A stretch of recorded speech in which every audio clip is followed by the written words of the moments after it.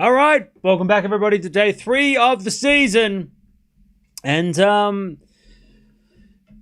yeah, we're going to match that isn't the match that we expected.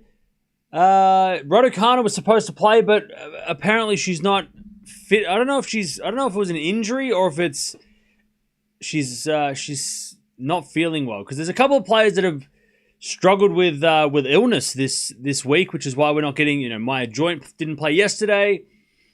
I think Osaka said after her loss to Sakkari that she wasn't feeling well on day 1. So it seems like there might be a bit of illness going around.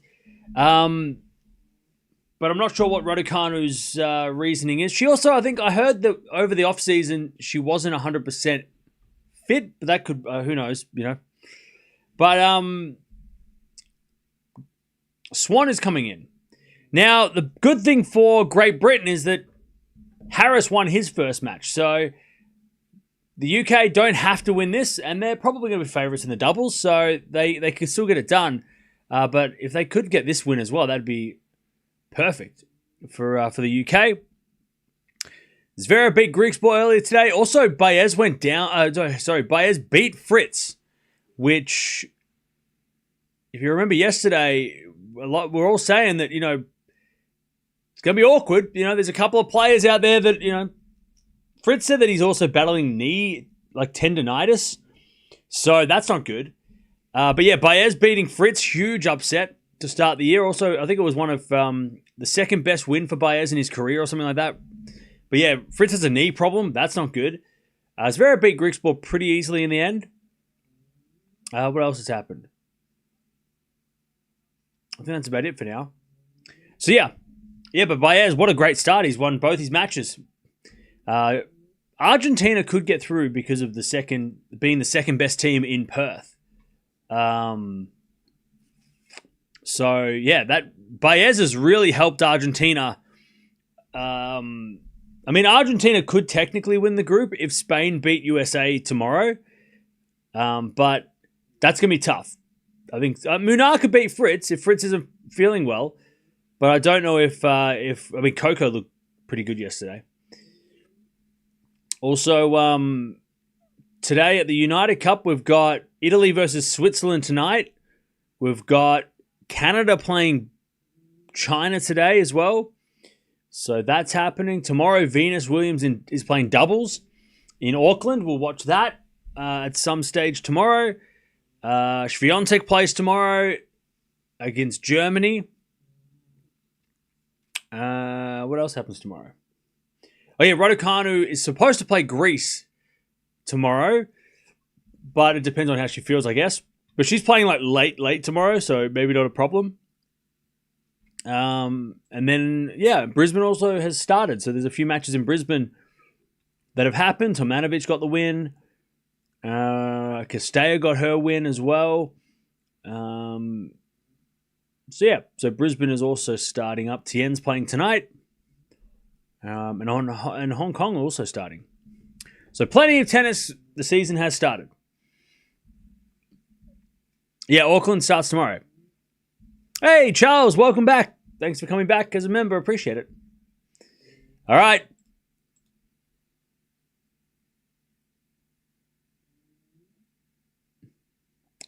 Raducanu withdrew because feeling it was a little bit too early. What, too early to come back? Anyways, I'm going to go Osaka. I think she'll rebound from her first loss against Sakkari, a bit of a shock loss. I think she'll rebound and win the match here.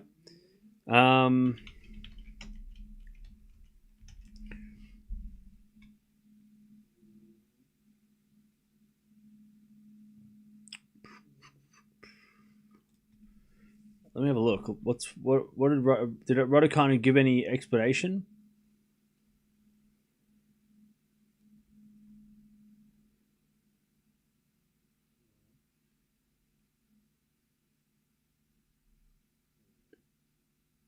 Tim Henman said that she was close to playing, but it was not an easy decision.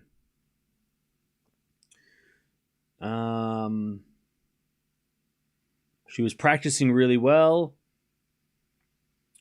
And Tim Henman says she's not out of the tournament, so she could play tomorrow still. All right, Osaka wins that game in less than a minute. 1-love.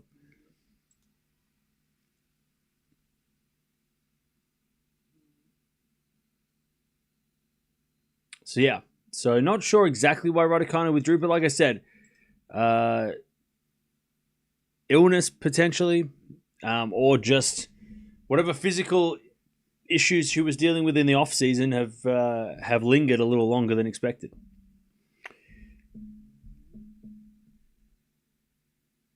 When will the Eala Vekic match be? That'll be on Tuesday, because it's not tomorrow, so it'll be on Tuesday. Eala's playing doubles tomorrow, though. That's what it says in the news. What, that she was sick, or that she was not physically 100% back yet.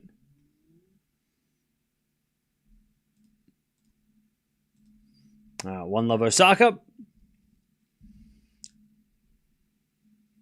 Yeah, Osaka was serving pretty badly against Zachary the other night, but she did say that she wasn't feeling well to start in that match. Zachary played well, though. Osaka, good forehand. It's 15, love 15.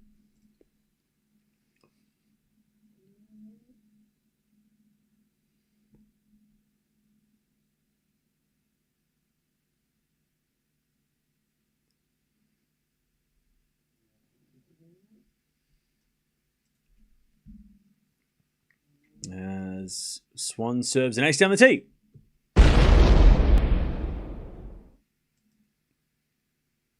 $15 Sabalenka Boronia are playing doubles later. We'll keep an eye on that as well.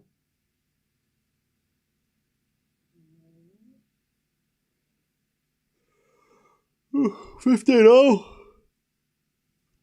As the return goes in the form of Swan. Swan in the net. 15:30. Hong Kong schedule out for Monday. Yeah, I don't think we'll watch Hong Kong. It's just not really on my radar. I know Musetti's playing. Bublik. Yeah, there's so much going on this week. I don't know if Hong Kong, we're going to give it much time, unfortunately.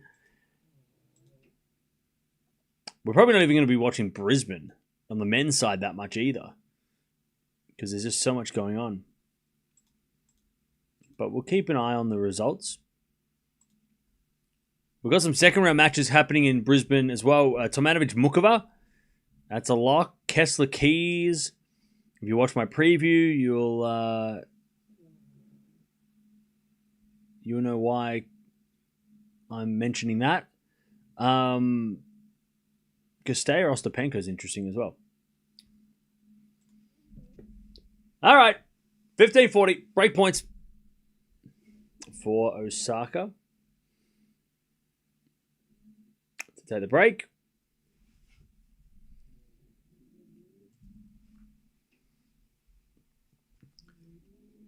As the return goes into the form of Swan. Backhand now from Osaka is long, and it's 30-40.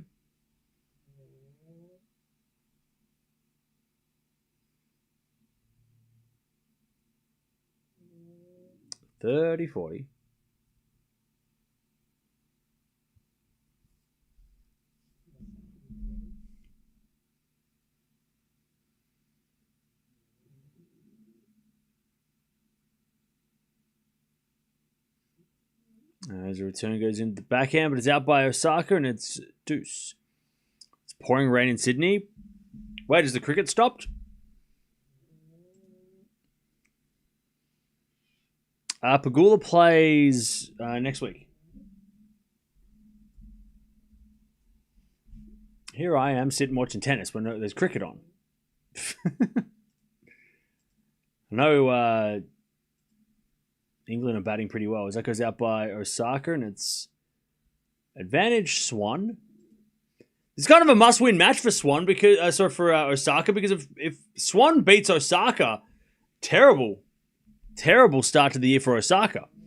Losing both her matches when she should have won against Zachary based on ranking, but this is a must. Like, this is a definite win, right? I mean, if she loses this, it'd be a terrible loss for her. to start the year.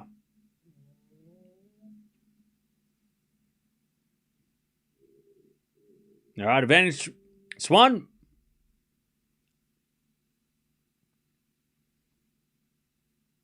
Serving to the front of Osaka, backhand from Swan. Osaka backhand again to the backhand of Swan. As Osaka backhand again to the backhand of Swan. Swan in the net. We're back to deuce.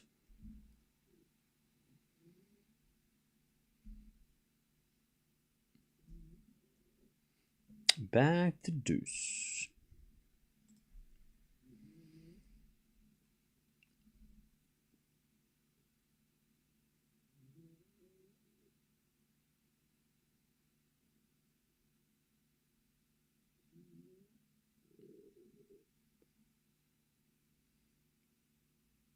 All right, good serve down the tee.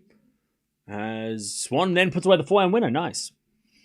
Swan is currently ranked 400 and something in the world, I think. I'm pretty sure. 200. Wait.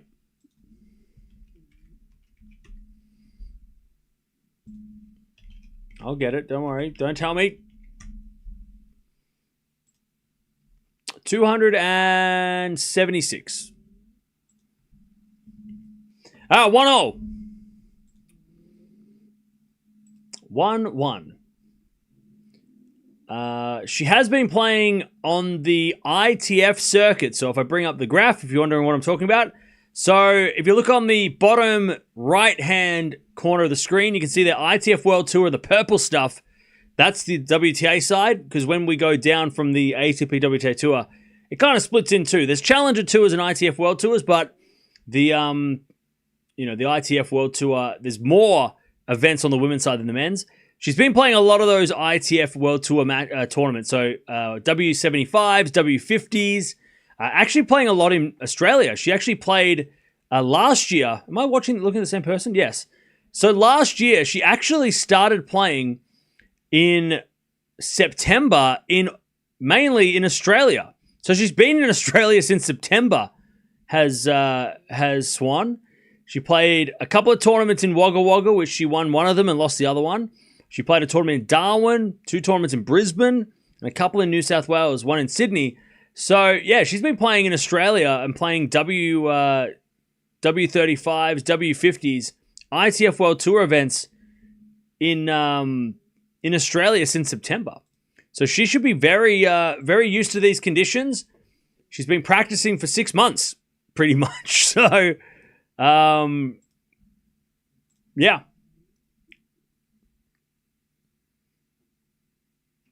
30 love.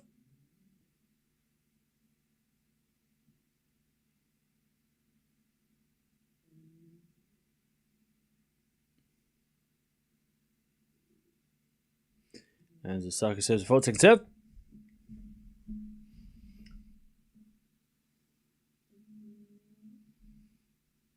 Serving to the back of the Swan. Forehand from Osaka. And a Swan with a forehand again. The forehand of Osaka. Swan on the stretch. Gets it back. Osaka down the line to the slice of Swan. Swan in the net. And it's 40 love. Something to... Maybe Swan is dating an Australian. Because that seems kind of strange that she would be in Australia for that long. That she would be practicing here, because there's not that many tournaments here. Like, it's much better off, it would be much better off for her to go and play in Europe, right? Even on the indoor hardcourt circuit. But I wonder if maybe she's, unless she's got like Australian connections, maybe she's got family here or something, but it's kind of strange to see her like practicing and playing in Australia since September. When you would think Europe would be a better option. Maybe her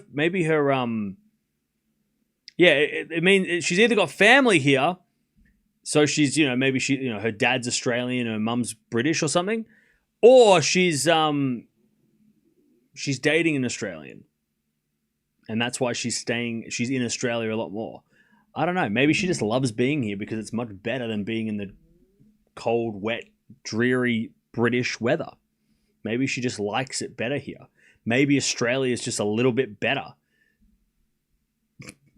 Maybe it's just, maybe it's a little less depressing because we've got sunshine and rainbows here. I don't know. I lived in the UK and I lived there in a second because I loved it. But that's just me. I like the rain, personally. Her boyfriend is Alex Bolt. There you go. See, chat? I chat, you know. Look, sometimes I guesstimate correctly. So she's apparently dating Alex Bolt, and he is Australian, so that makes sense why she's here so much. So she doesn't like Australia. She has to be here because he's here. Aha. Raducanu, by the way, is sitting courtside, so she's probably not sick. Because otherwise they'd be like, get out of here, we don't want to get sick. So Raducanu's sitting in the I don't know, what is it called? In the courtside, where the coaching is.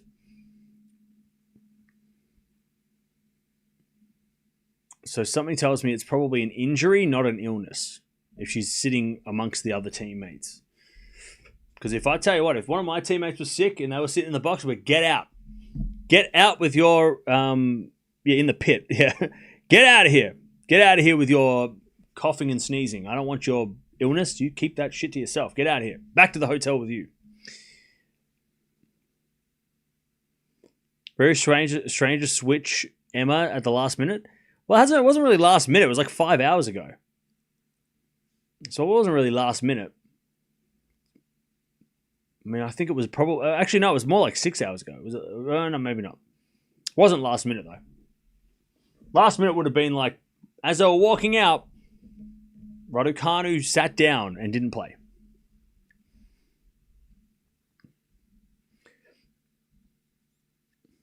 And here come all the Raducanu haters. Oh no. How dare she look after herself in a sport that's about being an individual and it doesn't have anything to do with team except for once or twice a week, a month, a year. Here we go. How dare she be so selfish? What a selfish player in an individual sport. How dare you? With an Australian Open coming up, how dare she look after herself? Oh, I can't believe it. Oh, what is this? I know the Australian Open's coming up, but Raducanu should risk it. Don't worry. Boo-hoo. 15-0. Is it a backhand cross court in the net by Swan? It's 15-30. By the way, Harris won. So if you are British and you're worried about the UK losing this tie because Raducanu's not playing, you shouldn't be worried because Billy Harris did you a favour. Harris put the UK up. So even if Swan loses this match, the doubles should go to the UK. You should still win. So don't be too sad. Also, if you're a fan of British tennis, you want Raducanu to be healthy so that she can play better at the tournaments that actually matter. All right, 15-30. Double fault from Swan, but of course that was Raducanu's fault. 2 break points for Osaka. A chance to get the break early here, Osaka.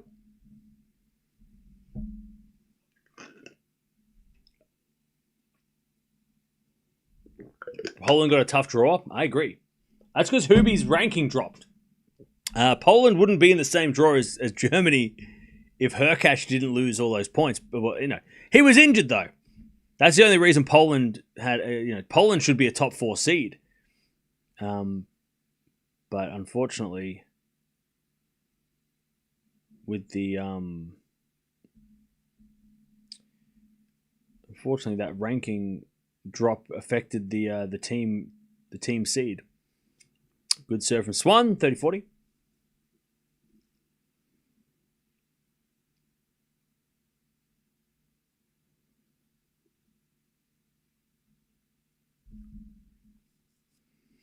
Yeah, Lisa's playing Swiatek tomorrow.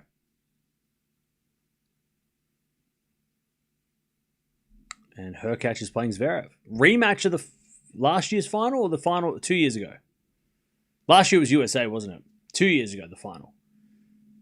Swan, with another great serve, gets the deuce. What other matches are we doing today? I don't know. It's a weird day. Tomorrow we've got so much to do. Today, I don't know. I'm not sure. Haven't quite decided yet.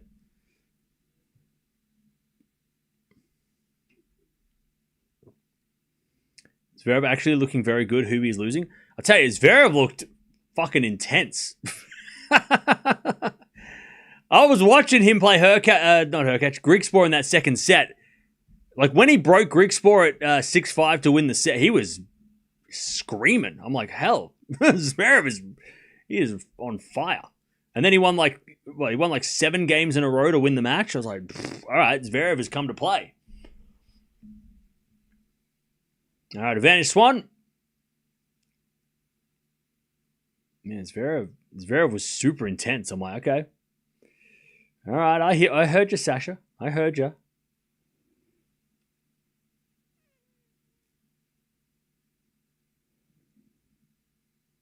All right, advantage Swan. As Osaka back in there. Good hold by Swan, 2-0. What about Paolini Bencic? That's on my radar. That's definitely on my radar.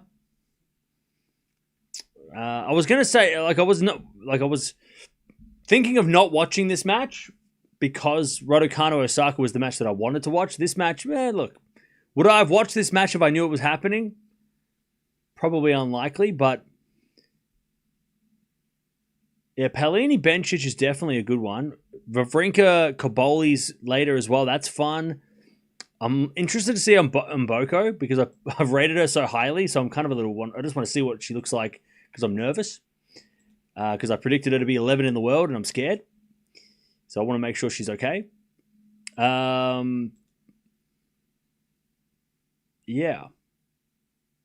But yeah, Paolini Bencic, I mean, that's basically a top 10 clash.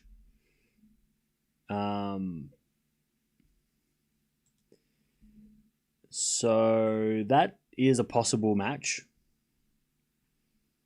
We could possibly watch that. Maybe.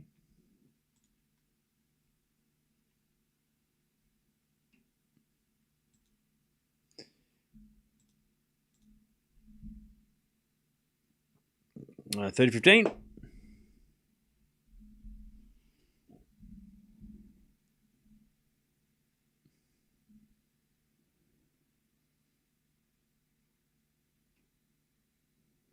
All right. Forehand from Osaka is good. Swan gets it back, but hits it long. And it's 40-15.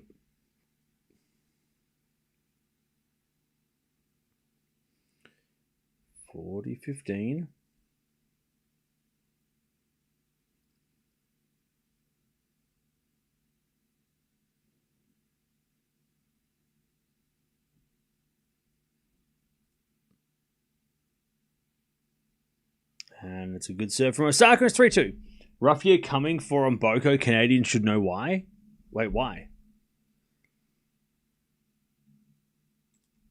Why is it a tough year? Don't tell me that. Greg's, I've backed her to be top 11.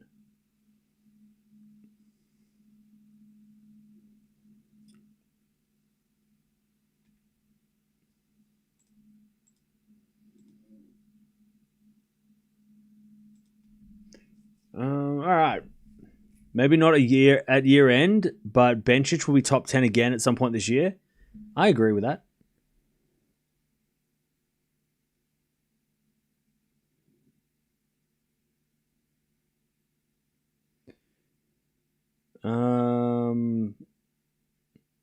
Least will play against Swiatek and Sigemund. Sigemund would be interesting. Least will play against Swiatek or will Sigemund? Probably Lease. I think Lease. Oh, I mean, Lease got pretty badly beat by Swiatek last year, so maybe not. Maybe they'll put in Sigemund. She might have a better chance. It might depend on what happens with Hurkacz and Zverev. If Zverev wins, then maybe they might go, you know what? Sigemund might have a better chance than Lease against Swiatek. Oh, sorry, no.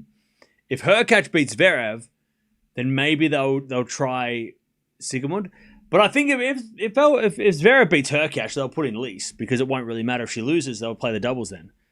So I think Germany, you got to give Lease a chance. Like, I know she lost badly to Swiatek last year, but you got to give Lease a chance. She won her first match. Why would you change that? Give her a chance. And it's not a crucial match if she loses unless Hurkacz wins. and forces it to be crucial. But I give Lise the chance. Give her a shot at Swiatek again. Just because she didn't beat her last year doesn't mean we should never give her a shot.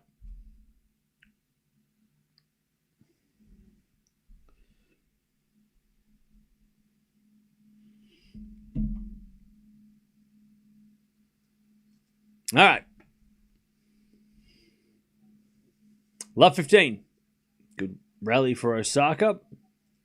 By the way, is it raining at the cricket? Is that why they're not playing? Because tea doesn't usually last this long.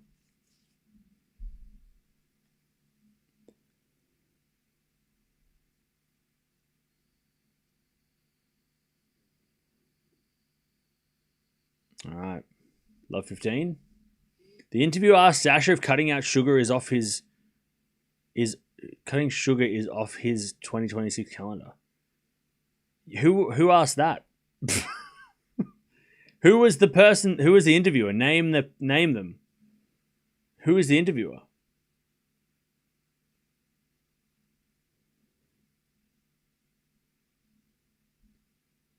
I love 30.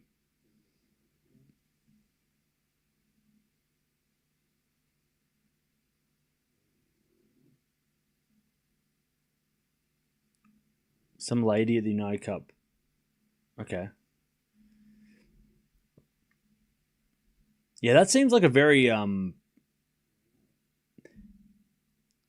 that's a weird question. Anyways, 15:30. That's either a question like a very bad joke, like a question of like, or really they just didn't know, or somebody set them up, like they didn't know Zverev. And then somebody was like, he's diabetic. I'm going to give you this question to ask. And then like they asked that question thinking it was a good question. Somebody set them up. That was a stitch up. Somebody stitched him up. Yeah, ask him about his sugar intake. Now, that's somebody who didn't do the homework. Or it's somebody trying to make a joke and just didn't land. She was trying to get him to open up. Well, yeah, talking about eating sugar wouldn't be the... Asking a diabetic about sugar is probably not the way to open up. It's probably not the way to open up. Get someone to open. I don't know. 15:40.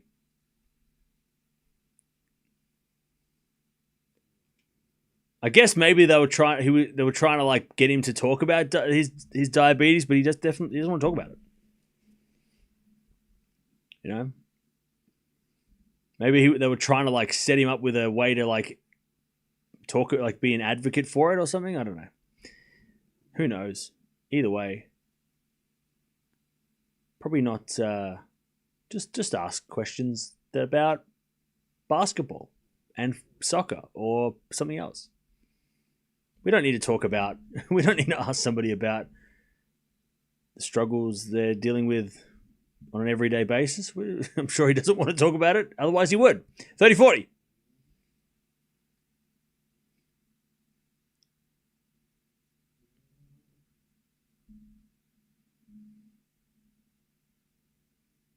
All right. Still break point for Osaka. Backhand from Swan. As we're backhand again into the backhand of Osaka, but Osaka made the error, and it's deuce. Asked about his sleep patterns. He said he doesn't sleep. Well, fair enough. So the questions are getting worse, is what I'm hearing. So the questioning is getting worse. We're going backwards. Okay.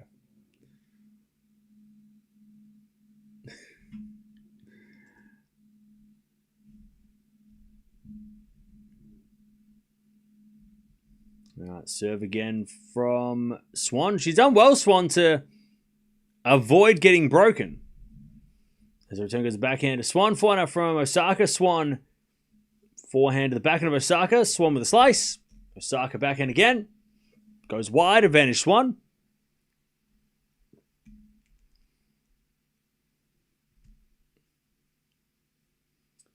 Advantage Swan.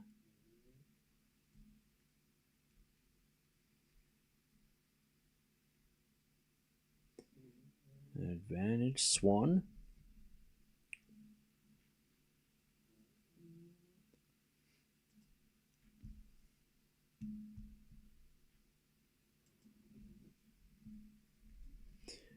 Swan says the fault, second serve.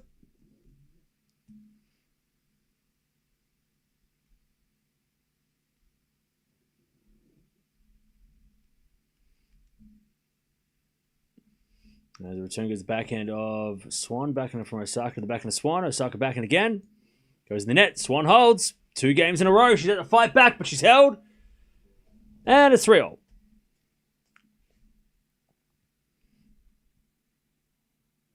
All right.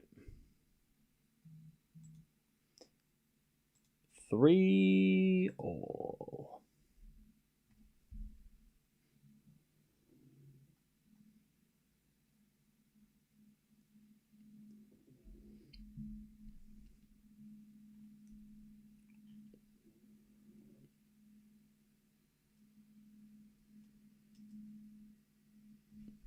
As Osaka serves a fault, second serve.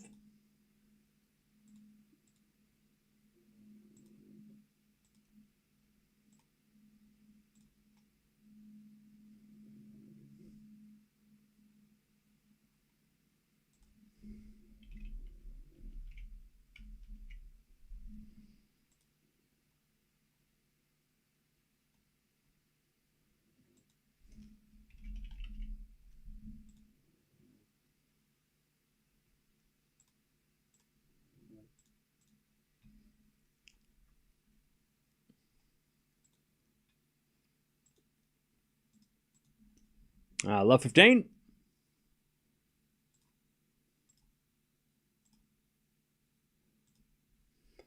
That's got a 4 from Osaka. Lovely shot in the corner, and it's 15-all.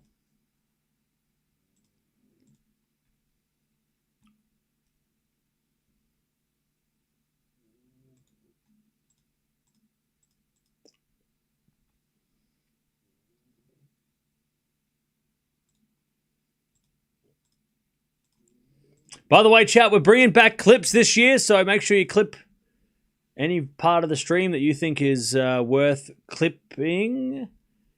And what we'll do, I think this year, what I want to do as well is I want to do like a quarterly rank. I want to do like a quarterly, like, I don't know if it's a award show, but like every like after India, Miami, I want to do like a best match of the year so far, best player of the year so far, all that stuff. All those, like, you know how we do the Tennis Talk Awards, sort of like that, but like after the, like maybe after Miami and then after Wimbledon, just to kind of track what's been going on. So we're going to be going through the clips probably during that time. So make sure you clip away. So then and clip this year, only things from this year, because it makes it a little bit easier for me to go off things that happened this year. Because if you clip something from last year, I might not remember and it would be confusing. 15-30, by the way. Osaka, who's had many chances to break, has not broken, and now she's down break points, 15-40. And she's in trouble. All right, 15-40.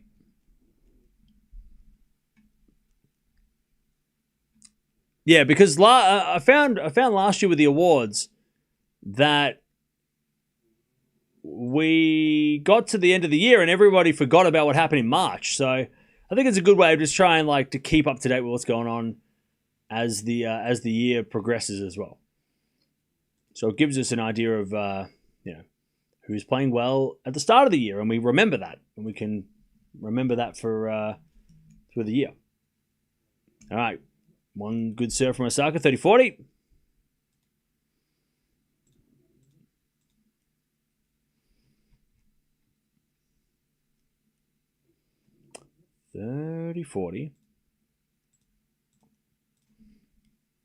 Still break point for Swan.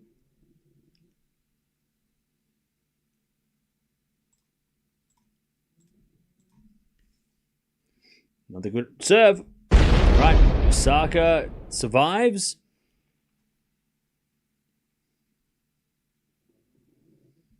And we get to deuce.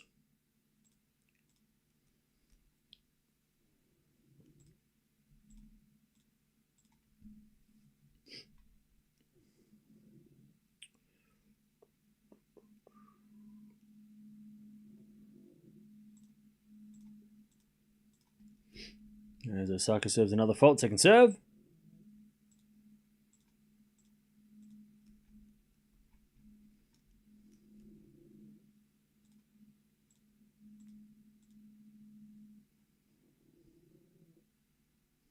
And Swan hits a great return. Advantage Swan to take the first break of the day.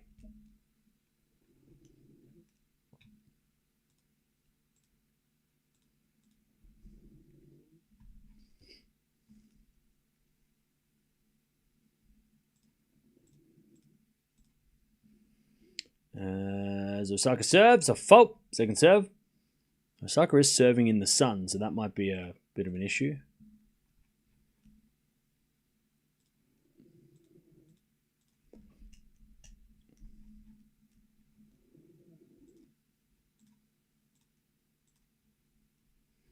As the backhand return goes to the forehand of Osaka.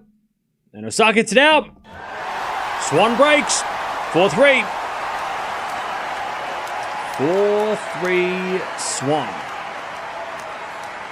33 minutes.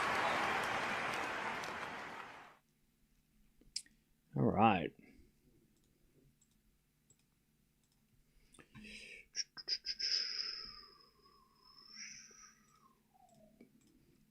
All right.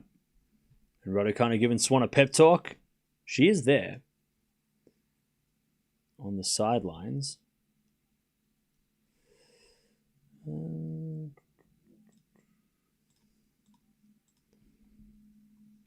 4-3. Swan has the lead.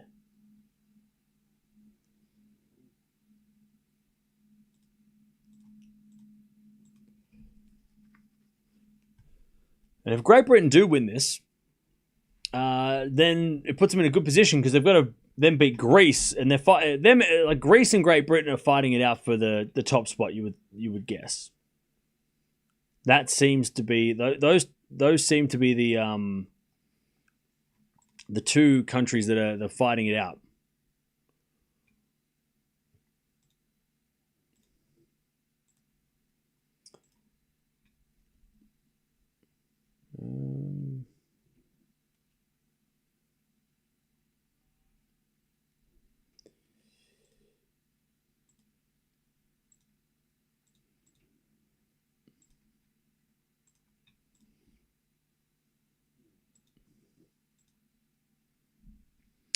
All right.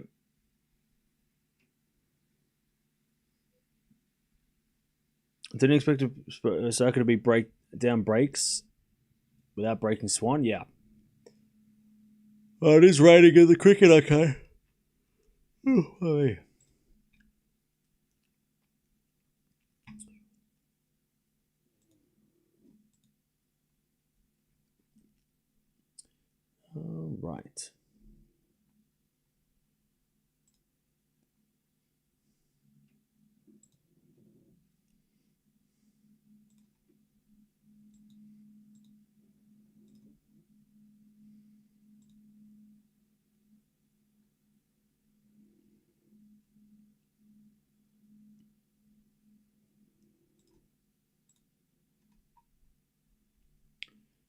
All right. 4-3.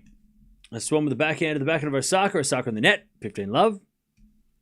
Just got back from a day at Brisbane. What matches have been happening today? Not much. Zverev beat Grigspor. That's probably been the biggest match so far. But yeah, that's about it, really. It's probably been the most significant match of the day. Yeah.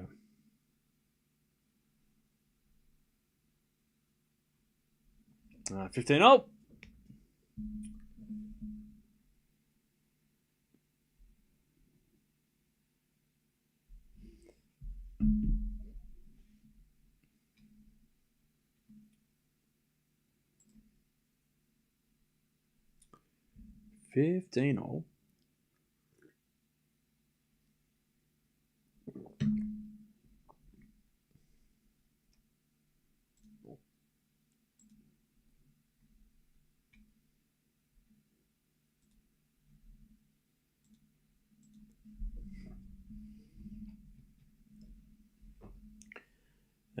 Swan serves, and Osaka's forehand goes wide. 30-15.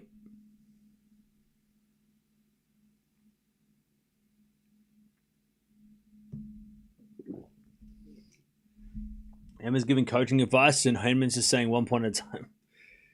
That's all he says. Yeah, I know, right? That's what we noticed that last year. Remember, he's just like, that's it, 1 point at a time. Let's go, 1 point at a time. He doesn't really give. He's more encouraging than coaching. But sometimes that's what players need. They need encouragement. They don't need you to tell them how to play. But he doesn't seem to get much like. He did it at the Labour Cup as well, right? The Labour Cup as well, because he was the assistant to Jannik Noah, wasn't he? But he was like the second coach there. He said that in the Harris match, yeah. 30-all.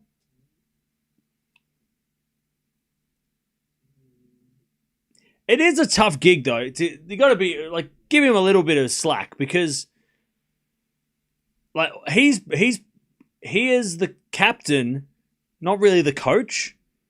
But all of these players have their coaches on the bench, so he doesn't want to say things that maybe the coach is like. He doesn't want to tread on the coach's toes, right? Like, the coach of Swan has given her instructions how to win, and Henman probably wasn't around for that, so he doesn't want to, like, say something that's not, doesn't want to confuse Swan by saying, giving her advice that maybe be against what her coach said, right? So it's a tough one, and he's also too nice to say anything anyway. Maybe if it was someone who didn't give a shit and they were just like, do this, but my coach said, I don't care what your coach said. Henman's too nice. You don't want to tread on their toes. So he's just kind of like, hey, I'll just encourage you. You have any questions, ask me. 40-30. Also, yeah, like I said, he's the captain. He's not a coach. He's not the coach. So the captain is encouraging. He just says the same encouragement, though, over and over and over and over and over. Swan serves a fault. Second serve. 40-30, by the way.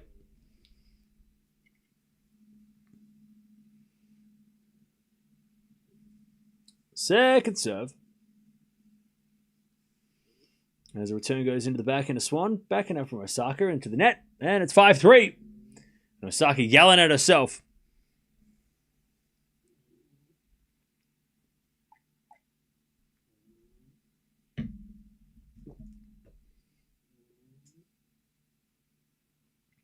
Five, 3.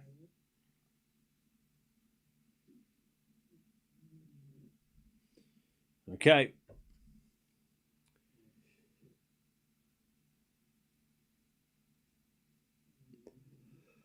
Oh, pardon me. All right. Osaka serving to stay in the set. Did you see that Demonor has a YouTube channel? I did.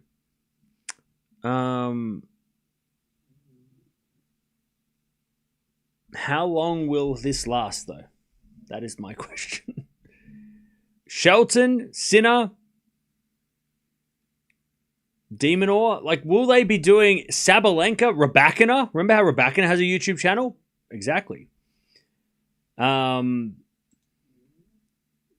They put up a video at the start of the year, but I also stopped eating chocolate on January 1, and then by the time we get to the Australian Open, I've broken my rules. So how long will this last? Because remember when Sinner went on a 3-month ban, he didn't post shit.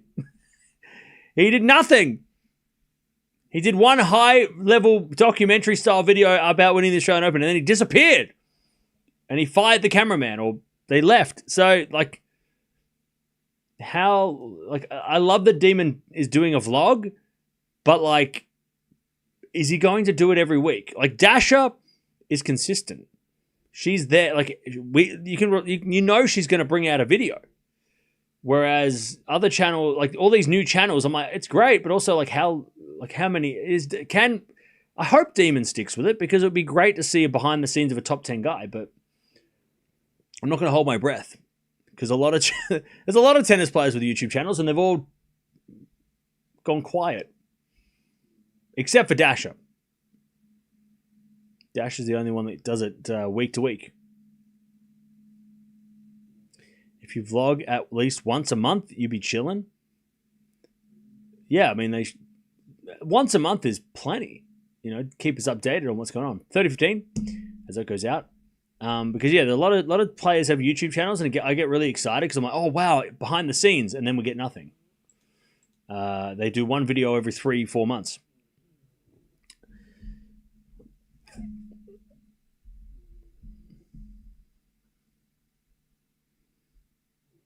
All right, 40-30 as the forehand goes wide by Osaka. Sorry, 40-30 now.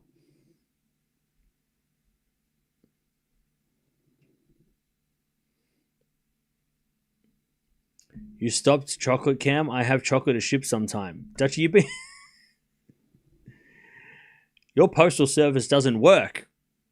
You've been saying that for months. I got something to send. But the Canadian Postal Service doesn't come to Australia. Doesn't work anymore. 5-4, Osaka holds. I think the chocolate's gone off.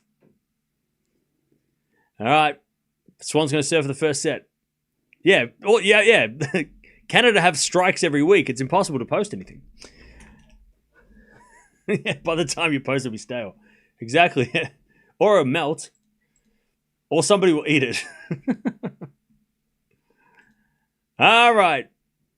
Swan's going to serve for this first set.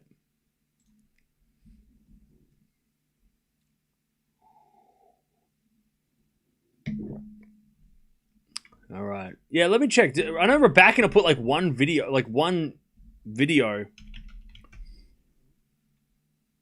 Even Jannik Sinner, what's his YouTube channel look like? Has he done anything? I feel like he did 2 videos.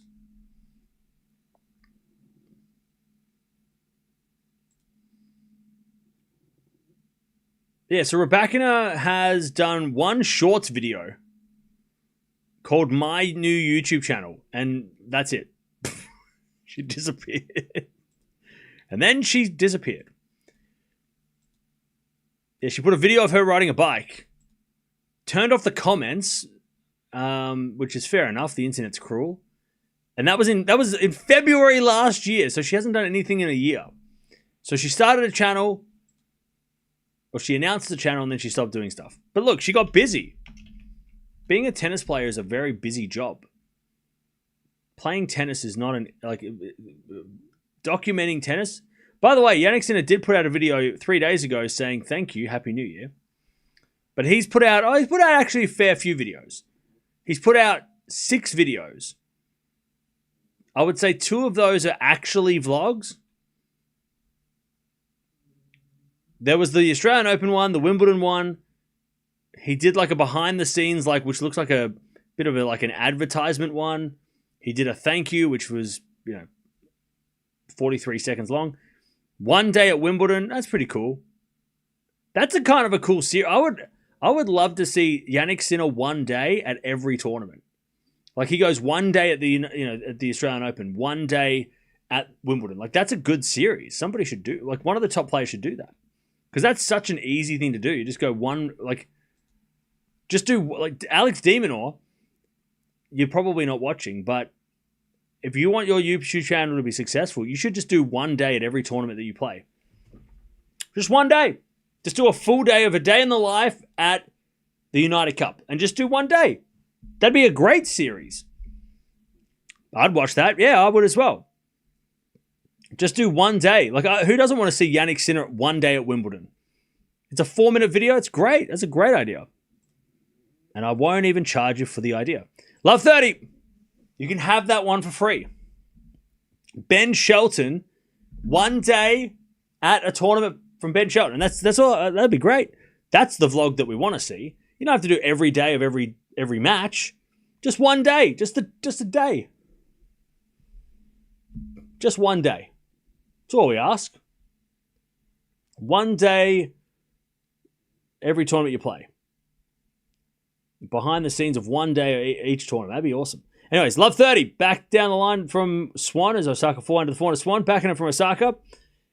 He's a winner down the line. Love 40.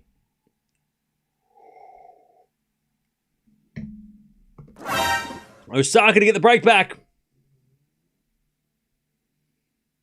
Love 40.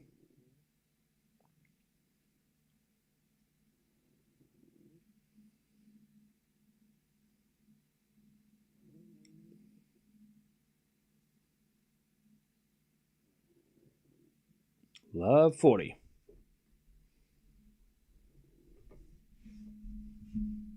Serving to the forehand of Osaka. Return the backhand to Swan. Osaka backhand to the backhand to Swan. Osaka with the forehand on the stretch. Swan. Cross court again. Osaka gets it back with the forehand, but hits it. Oh, it goes in. As Osaka backhand. Now Swan's in trouble with the forehand. Osaka forehand cross court. Swan gets it back. Goes down the line. And then Osaka backhand in the net. And it's 15-40.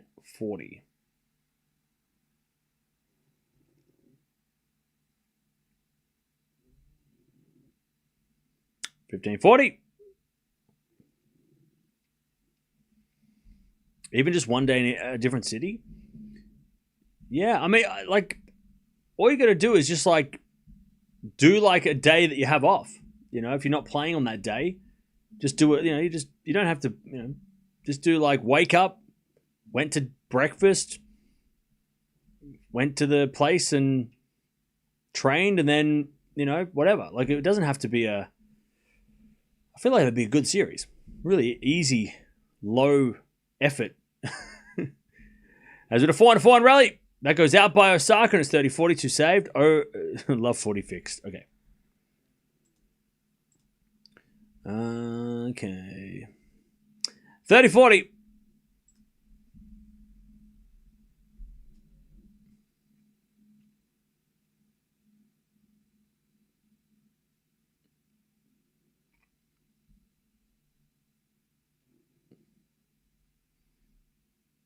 $30-40.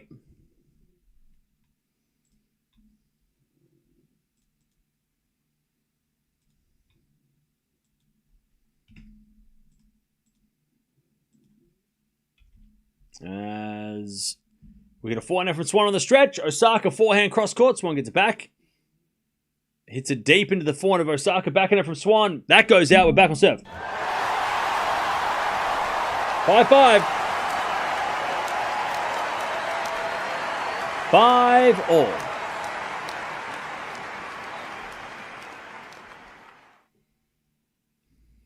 Five.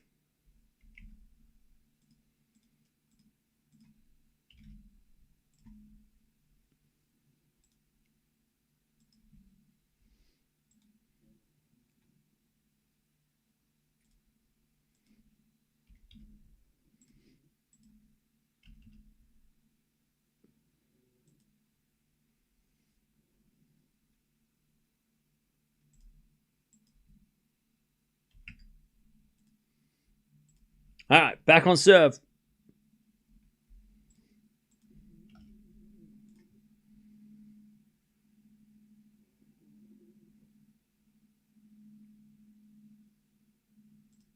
Osaka 15 love.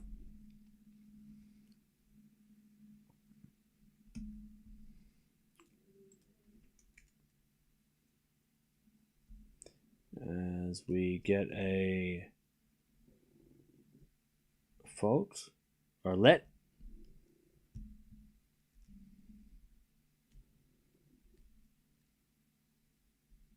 Another let by Osaka.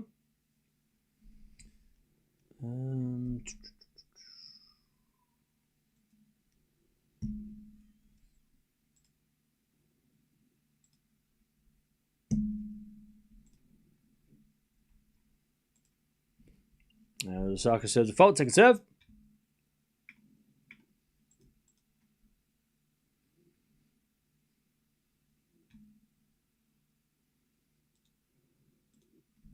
And let again.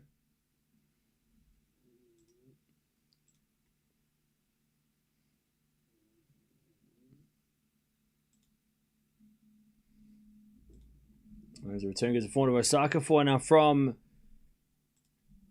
Swan as Osaka gets the point. Swan in the net.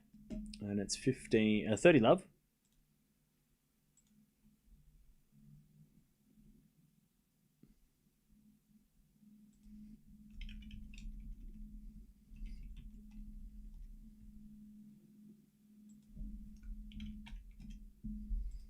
By the way, Chad, I went to a antique store this morning after going to a market, and I bought a bunch of movies that I hadn't that I was looking for. They were buy one get one free.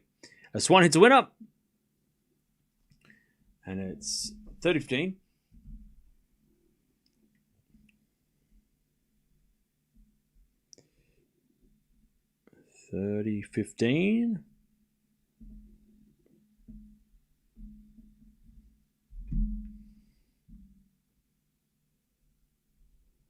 How was Anaconda? It was good. It was great. As that goes out by Osaka, and it's 30-all.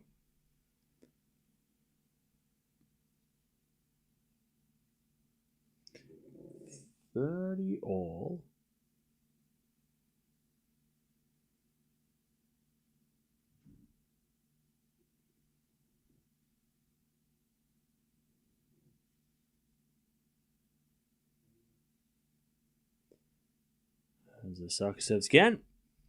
Into the backhand of Swan. Osaka forehand into the backhand of Swan. Again to the foot of Osaka. Swan with the backhand on the stretch. Osaka cross-court forehand. Swan gets it. Osaka with the forehand again. Swan hits a backhand inside out. To the forehand of Osaka, who hits a winner cross-court. Osaka takes a 40-30 lead.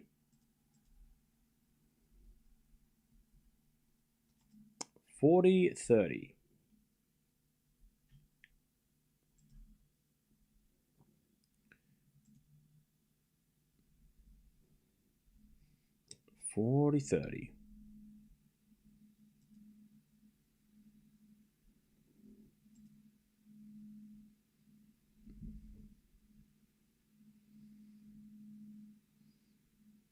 Swan returns the forehand of Osaka, but Osaka puts it away. All right, 6-5. Osaka takes the lead.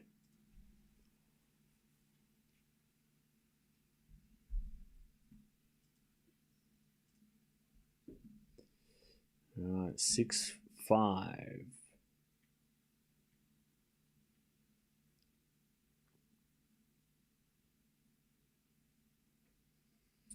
All right.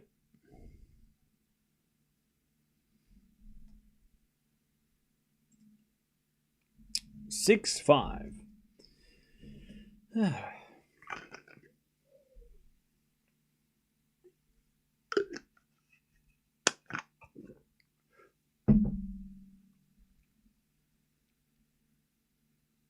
Tian is playing late up. Yes, he is. Do you think that Osaka can win another Grand Slam? Yes. I mean, she came close last year, losing in the semifinals of US Open. So why not? Why not? To the guy that's constantly talking about fixed tennis, can you please go away? It's really, really boring. Thank you. Or at least just relax.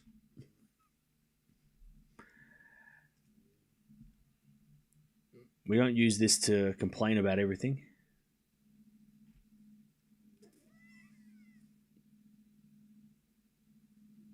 Is Fonseca playing any warm-ups? Yeah, Fonseca's playing Opelka, I think, tomorrow.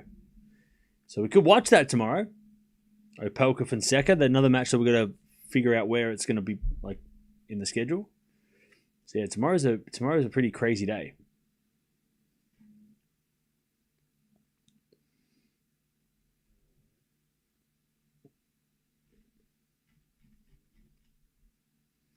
All right. Back to Swan, who was winning. Now she's losing.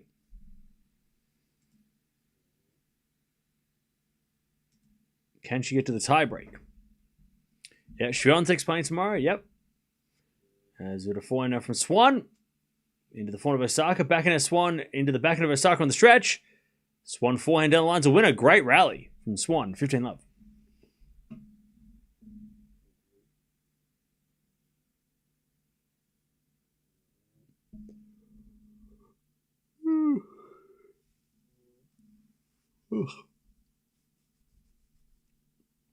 Swan's 276 in the world.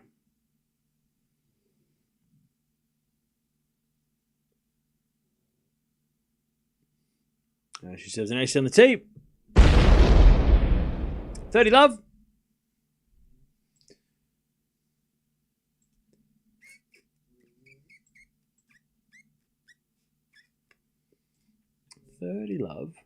Is Mboko playing, or is something changed?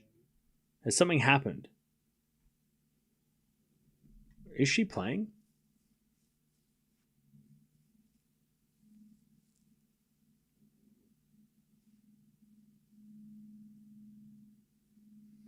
All right, 30 love.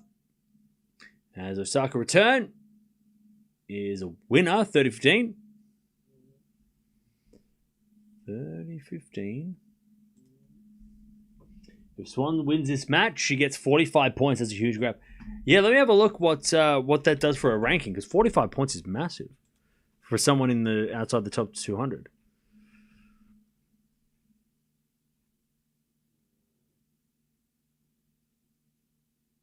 So yeah, if Swan wins, she will go she'll go up 30 spots. Something like that. Madness. It's a massive win if she gets it.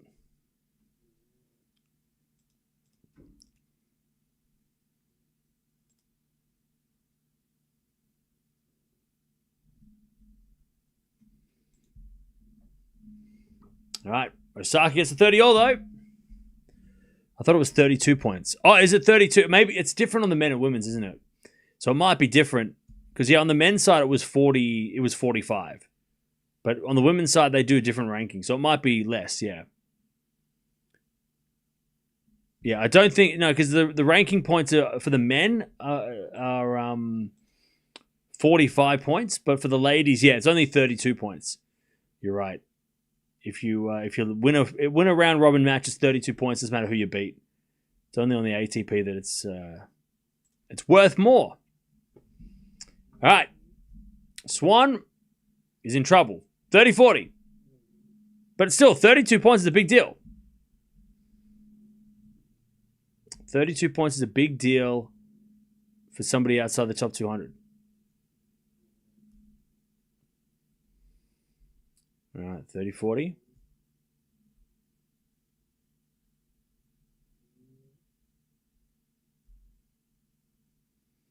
Set point for Osaka as the return goes into the forehand of Swan. And Swan puts away the forehand. Lovely inside-out forehand winner. And it's deuce.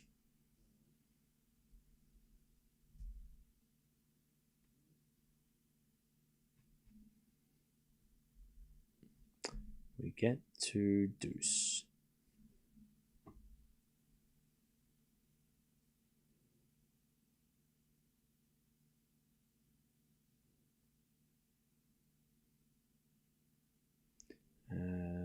Swan serves a fault, second serve.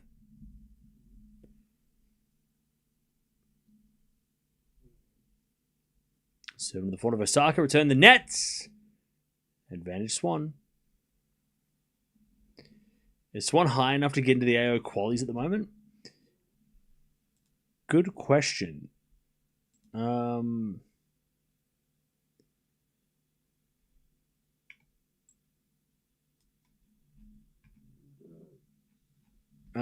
don't know. She might need a wild card to the qualies.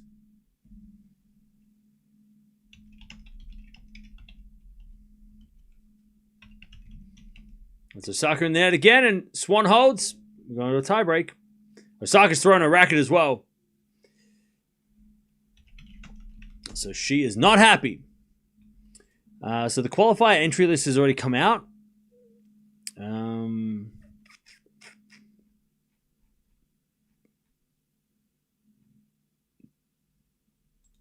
Let me see if she was on the entry list for the qualies.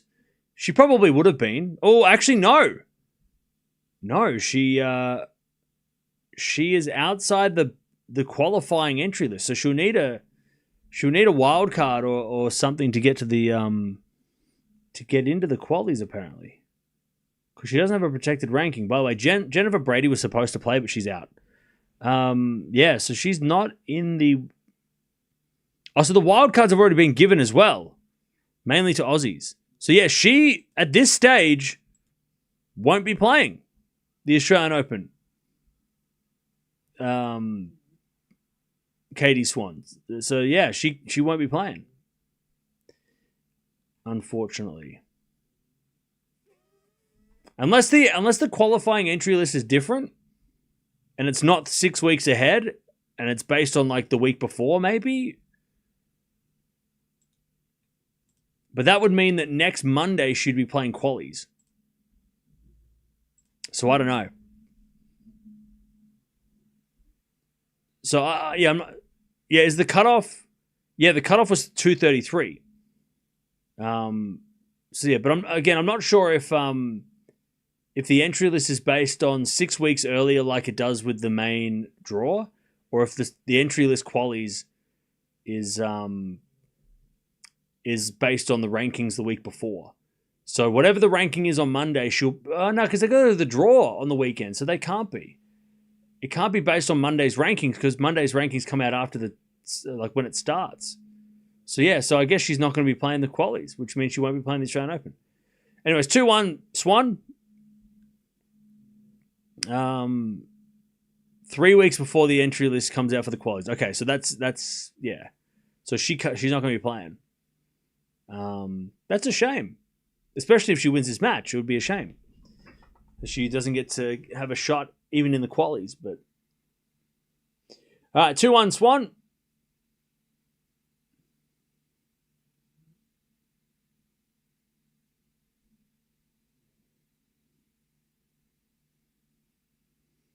As Osaka serves a fault, second serve.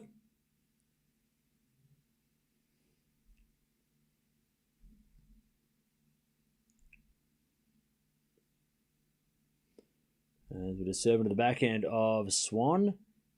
But Swan hit it long and it's 2-0. Vika, two-time champion, didn't get a wild card. Yeah, I don't know why that happened. Maybe because there was more Aussies that they wanted to give a shot. Because, 4 Australians and Venus got the wild cards.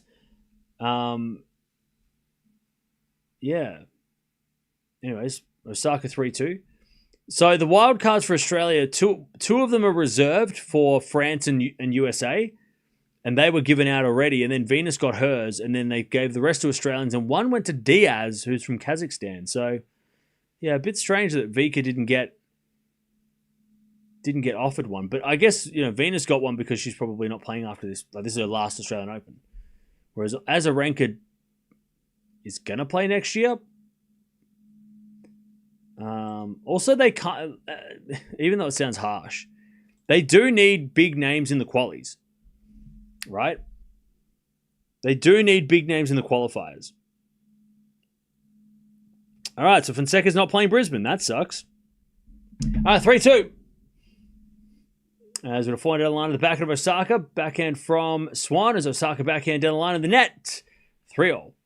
So yeah, so having Azarenka in the qualies is probably good for the qualies. You want to have a couple of, Bolter's playing the qualies. So like a couple of well-known qualifiers. Sloane Stephens is playing the qualifying. Well, at least she's on the entry list. So maybe that's why they didn't offer. They can't offer everybody a wild card, but yeah, maybe that's why. But I'm looking here, and it doesn't even look like Azarenka's in the qualies. Like, she's not even on the entry list for the qualies, so she's like, forget that, I'm not playing qualies, which is fair enough. I can't even see her name. So she might not even be playing. She's not there. So she's not playing the qualifying, so she's probably going to wait for if a wild card comes available, but yeah. But yeah, she's not going to play qualies, apparently. She's not on the list. Yeah, wild card or nothing. But look, maybe a wild card becomes available. Maybe one of the wild card players pull out and she gets but then it's like, what? She's not in Australia, so why would she get if she gets a wild card, she's not even here. So like, what's the point? She's probably not even in, she's not playing the warm-ups, is she? Like, I don't think she's playing this week. 4-3. Osaka. She has the mini break.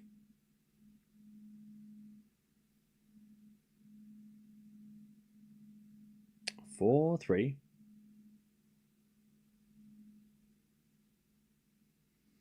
First serve the fault. By the way, chat, the only reason we're watching Brisbane is now pulled out of Brisbane, so we're not watching Brisbane. Brisbane has now become another tournament that we don't really care about, unless you're a fan of like one of the big dogs. But yeah, Brisbane has now become, unfortunately, irrelevant. We need to somehow pay Alcaraz and Sinner to play in the first week of the year. They got to start cashing, like they got to start throwing money at these guys, because not having Alcaraz and Sinner play the first week of the season is really letting down the ATP. Like, their first tournament's Australia, like Melbourne, it's bad, man. You don't have the best two players in the world are not playing until the middle of January. They got to figure out how to get those guys to play. Anyways, Osaka 6-3 with a forehand winner.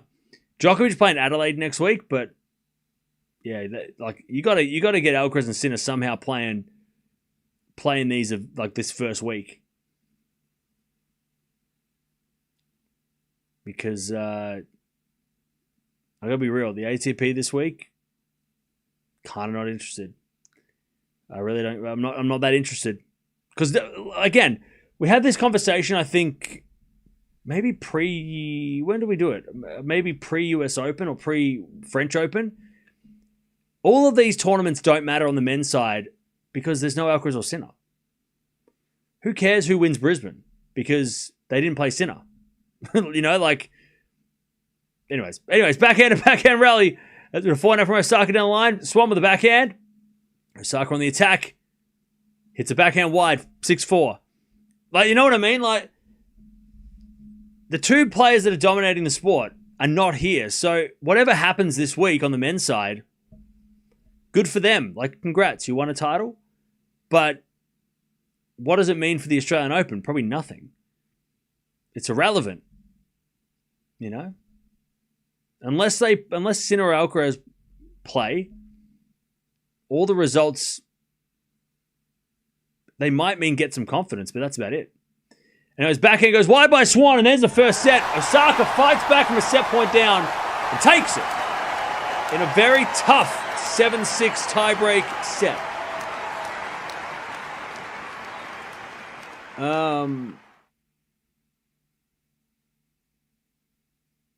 But yeah, I wouldn't say it's irrelevant. Let's see how Medi does. Yeah, but it is irrelevant because he has to beat Alcaraz and Sinner. They don't really play 250s anymore. Well, yeah, they're going to put like a 500 in the first week of the year for the men to make it worthwhile. That's how you get people coming here. But the thing, and I'm only just like, talking out the top of my head, but I think the reason why maybe the ATP don't want to put a 500 event now is because the United Cup is that, right? The United Cup is that 500 event.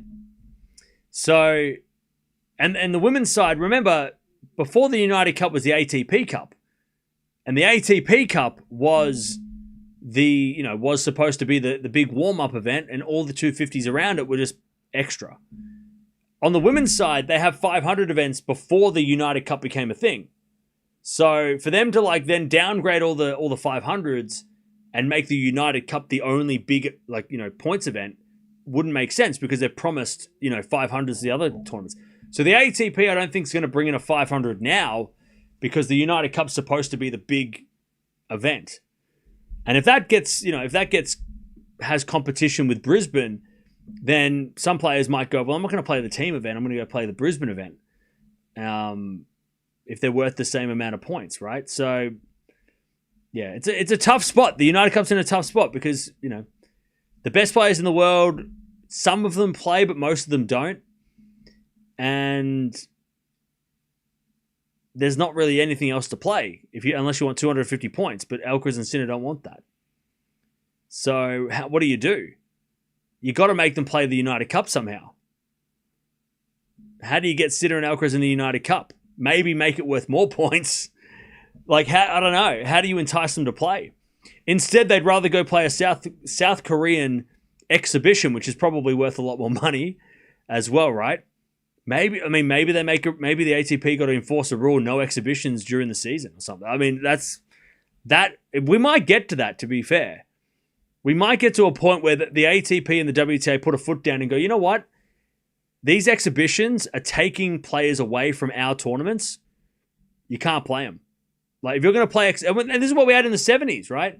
I mean, we had this big problem. There was an issue with players playing tournaments for money in the 70s and 80s, or I think it was the 70s.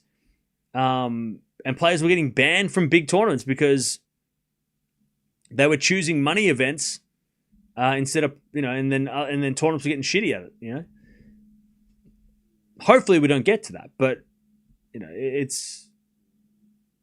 I mean, Sinner and Alcaraz are playing. They're just not playing any meaningful event before the Australian Open. Which is really sucks for us because we want to see them play before we see them play in Australia or in Melbourne. Like, I want to see Alcaraz and Sinner play United Cup. I want to see them play against other... I want to see them play warm-up events. I don't want to see them just play a bunch of meaningless exhibitions where the result doesn't matter, and then the first time we watch them is day one of the Australian Open. I don't want to see that. I want to see them play a tournament before, a warm-up. I'm glad Djokovic is. At least he is.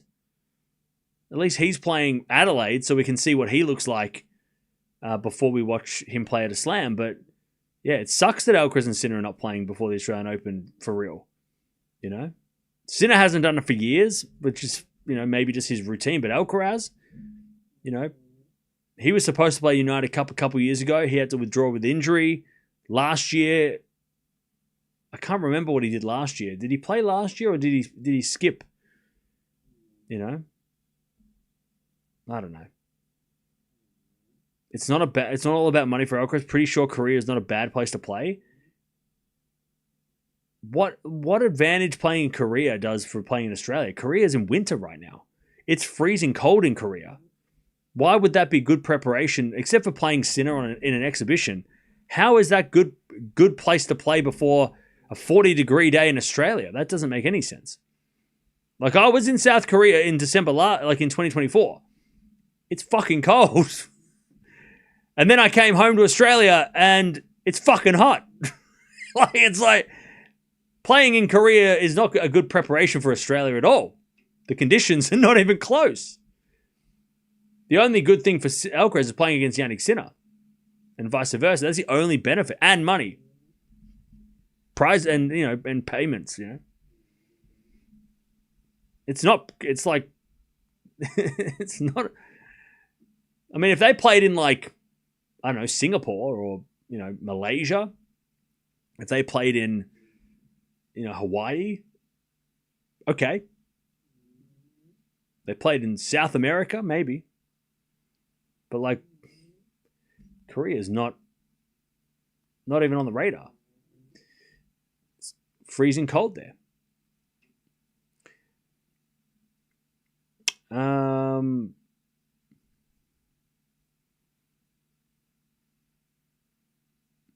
Shapo lost his doubles match? Oh, that's a shame.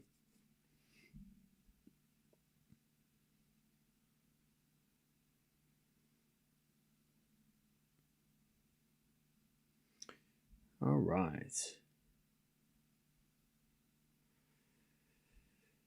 Carlos playing unnecessary exhibitions. I don't like it personally. Yeah, I think if players are going to start doing this more, the tours are going to put their foot down.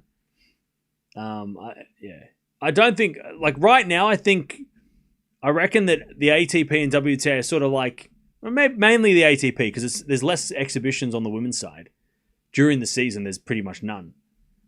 But on the men's side, there seems to be a lot of little exhibitions popping up, and Alcaraz and Sinner, who are the face of the ATP, and the ATP need them to play their events because otherwise those tournaments suffer. If Alcaraz and Sinner are starting to play exhibitions instead of playing real tournaments during the year, the tournaments will probably have a problem with that because if they're like, wait, hang on, I could have got Alcaraz, but instead he decided to go play some meaningless exhibition. if the tournaments start complaining to the ATP will put their foot down and say, yep, no exhibitions during the year when there's active ATP events. Because, maybe give the players a little bit of slack right now, but eventually, if they keep doing it, if the players keep choosing money over ranking points or money over, big paydays at exhibitions, allegedly, over, tournaments that make the ATP money, right? And make the tournament, the real stuff matter and make them, having Alcaraz at your tournament is a huge deal. You think Brisbane would have been way better with Alcaraz or without, right? No brainer. So you wonder if eventually, if these big names keep playing exhibitions, they're going to eventually go, you know what? That's not happening. We're not allowed to do that anymore. You have to play exhibitions to December or nothing. Like you're off season or nothing, because it's not good for tennis if Alcaraz and Sinner are playing exhibitions on their own when they could be playing United Cup. It's not good for the sport if they're off doing side quests. 15:30. It's missing that stardom. The women's side of Brisbane is loaded. Oh yeah, women. Yeah, that's also the WTA has a lot more stars in it anyway. On the men's side, it's Djokovic, Alcaraz, Sinner are the superstars, and then everybody else, Fonseca as well, not playing Brisbane, that really hurts because obviously he's got his own huge following, but Medvedev and Zverev and Fritz, they're known, but they're not on the same level as they're not household names like Alcaraz and Sinner and Djokovic. So yeah, the WTA have a lot more. They've got Coco, they've got Swiatek, you got Sabalenka, you got Osaka, you got Raducanu, you've got Eala, who obviously broke out on the scene last year. You've got a lot of top 10 players that, Anisimova and Andreeva, and there's so many players to choose from that could, that are stars on the women's side. On the men's side, if you don't have Alcaraz or Sinner, Djokovic has got to, do all the promotion. 40-30. And he's not going to be around forever.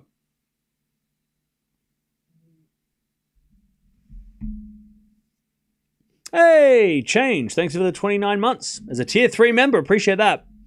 Do you think FIFA will... FIFA? Do you think FAA will negatively detract... FIFA. Oh, you're talking about the World Cup? 40-30. Is it a backhand into the forehand of Osaka? Backhand now from Swan. Osaka forehand again, the backhand of Swan. Osaka backhand slice again. Swan forehand goes wide and it's deuce. So will the World Cup detract from Wimbledon? When is the World Cup? Probably not, because the time zones are a little bit different. If it was in Europe, then maybe, but 11th of June to the 19th of July. Yeah. I'm going to say kind of.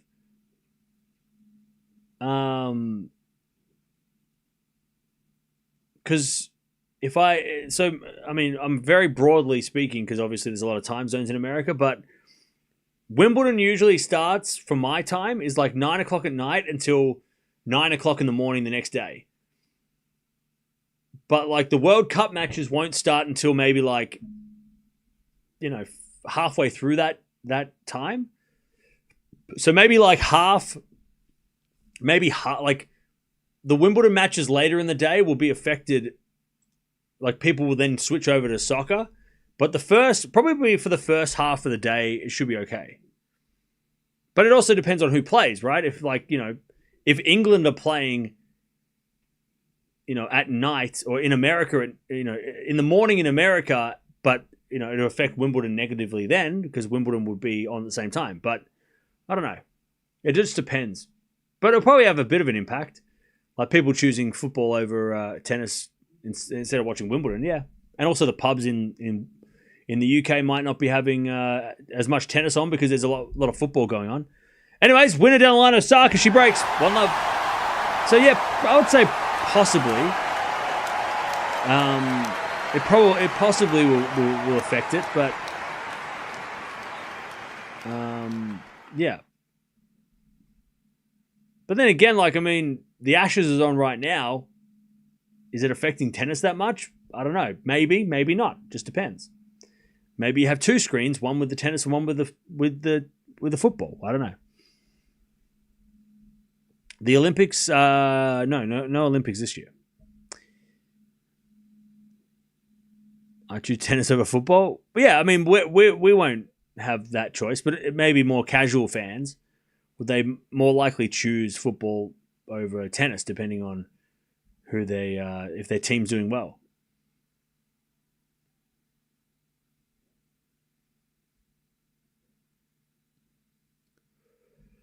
All right, Osaka with a set and a break now. Oh, pardon me.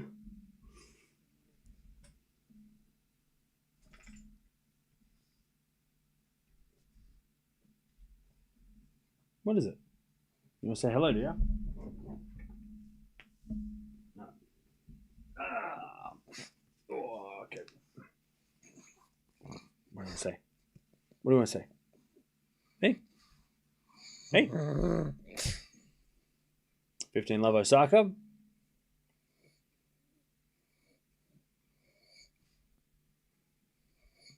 USA football doesn't get past the group stage, so I'll be watching tennis. Okay, fair enough.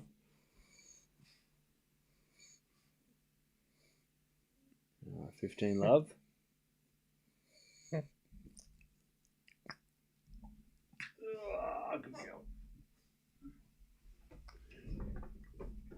Oh, 15-love. There's a backhand down the line from Swan off the tape. Osaka comes to net with a forehand. Swan puts up a lob, but it's wide. And it's 30-love.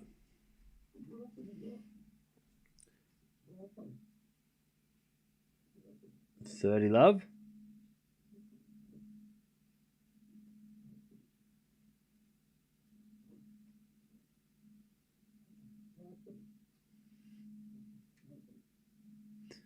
$30-love. I'll probably watch a bit of FIFA, then switch back to tennis after Scotland loses in the group stage. Oh. 30-love. That's oh. All right. Osaka with a fault second serve.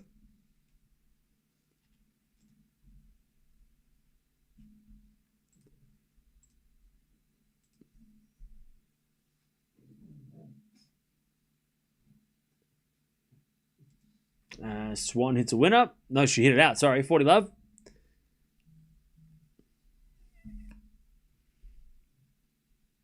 $40-love.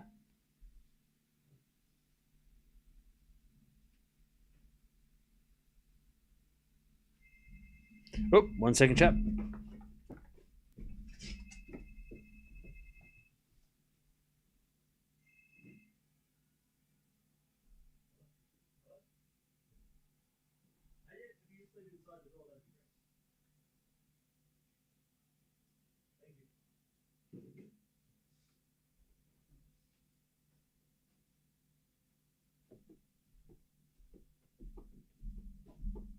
All right, 2-love. DoorDash? No, I'm not eating that. All right, 2-0.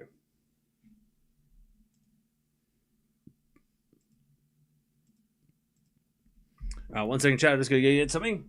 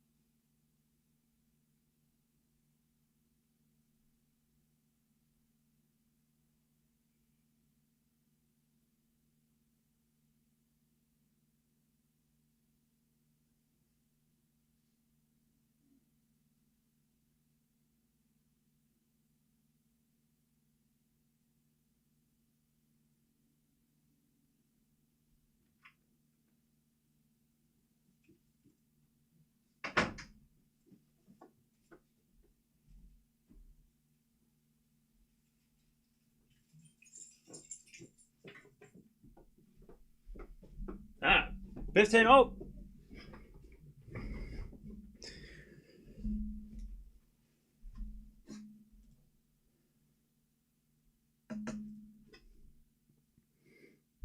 Burrito. I wish I got a burrito.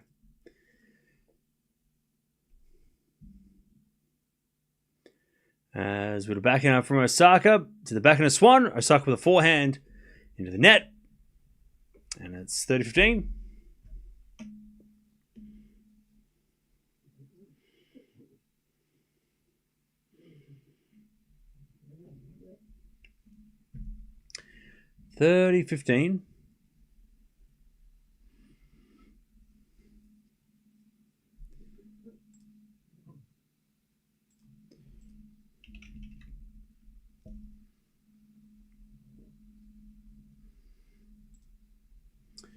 Swan puts away the forehand, 40-15. Welcome back. Educate, how you doing? Happy New Year.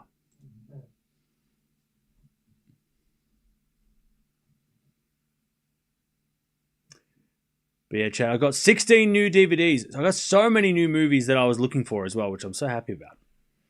So many movies I was looking for. 40-15. McGriddle, nah. No McGriddle. 40-15. He's going to return out of the backhand of Swan. Forehand from Osaka to the forehand of Swan. Swan hits it wide, 40-30. What are they? Just got to remember what I pick. I don't know. They're somewhere around here. 40-30. I found Godfather Part 2, which was on my list. That was on my list. Go get your toy.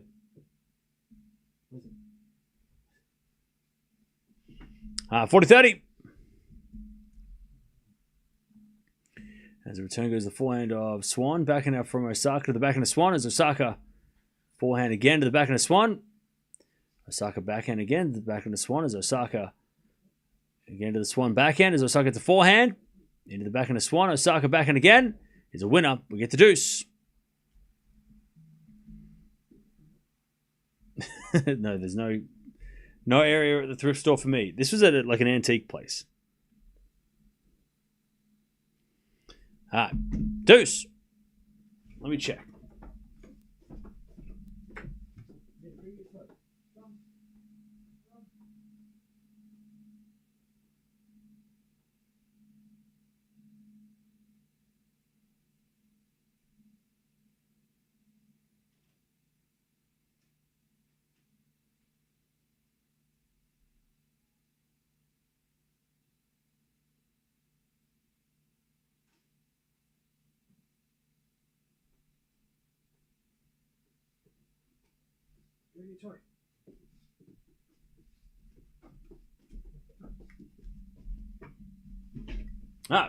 We get the deuce. Backhand into the forehand of Osaka. As a backhand from Swan. Osaka backhand to the backhand of Swan. Osaka with a forehand cross court. Goes long and it's advantage Swan. So I got It's a Wonderful Life, which a lot of you said is a great Christmas movie. So I got that. So I found that. Snakes on a Plane. Wolf Creek. It was supposed to be Hot Fuzz and Shaun of the Dead, but it's only got Hot Fuzz. Shaun of the Dead's not in there, so that sucks, but still, I got one of them. I don't know what this is. Dirty Rotten Scoundrels. Godfather Part 2. I don't know what this is, but it looks scary. Like a space movie. Pandorum. Looks creepy. All right, Osaka in the net, and Swan holds 2-1. Osaka with the break. I got Zootopia, Bicentennial Man, Hot Shots, Wolf of Wall Street. This is so hard to find. I couldn't find this anywhere. Finally, I got Wolf of Wall Street. Bug's Life, classic. Natural Born Killers. Heard it's good. Never seen it. And The Hateful Eight, which I've been looking for ages as well. So yeah. So I've got a couple of good ones there that have been on my list for a while. I think I've almost got every Tarantino movie. as well, which is good. Have tissues ready for It's a Wonderful Life. Yeah, It's a Wonderful Life is a Christmas thing, right? So I'm going to watch that next year at Christmas, at the end of the year. It's a Christmas movie that I'm going to leave. Leave until the end of the year. Not Hateful Eight. Natural Born Killers is probably what I'm going to watch first out of that bunch. Hot Shots is so dumb, it's hilarious. Well, yeah, that's why I got it. Because I heard it's like really funny. I think I've seen it before, but yeah.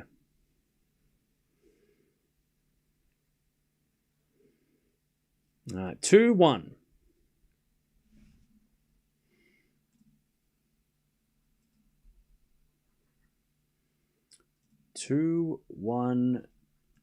Osaka with the set and a break.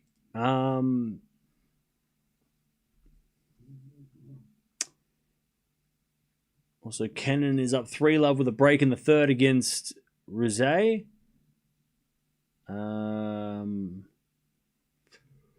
Canada-China starts in about half an hour. That's fun. Oh, Badosa and Sabalenka are playing doubles right now. Together, nice. But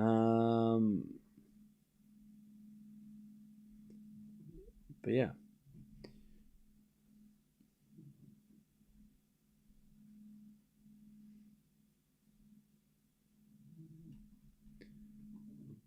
Sabadosa, that's it. That's it.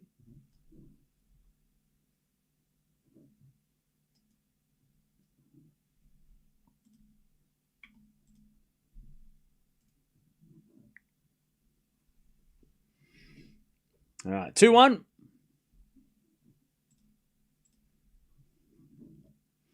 As with a forehand from Swan to the backhand of Osaka. Backhand of Swan again to the backhand of Osaka. Osaka hits it out. Love 15. Yeah, Badosa's playing singles. I watched X and Pearl back-to-back last night. Cool. Are they good?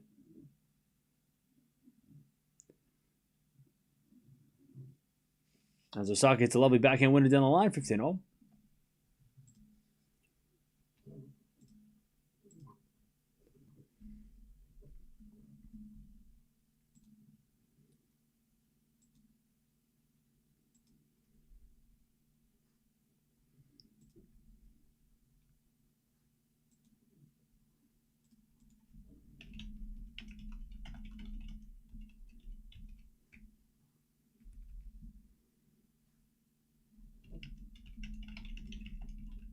All right.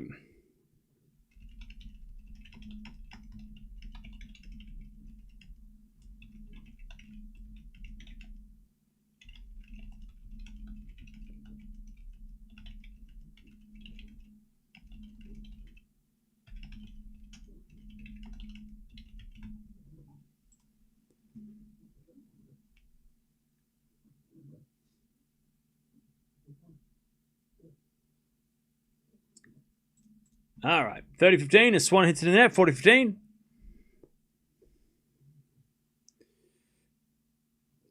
Paolini versus Bencic would be awesome. Yeah, I'm thinking if we whether we watch that or not. I'll have to check it out. So apparently Fonzie has a back injury.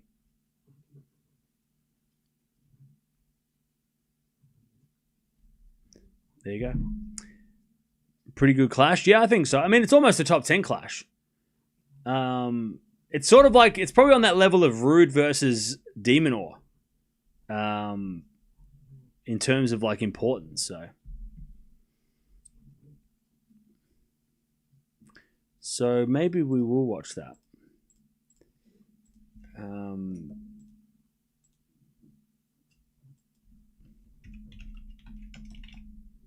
And it's happening in like 3 hours, so we've got some time between then and now.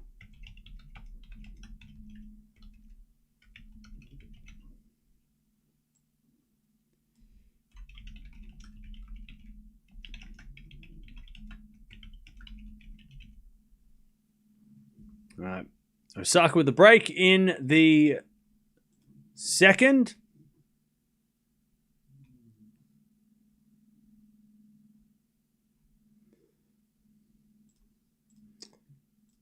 And she hits a winner, love 15.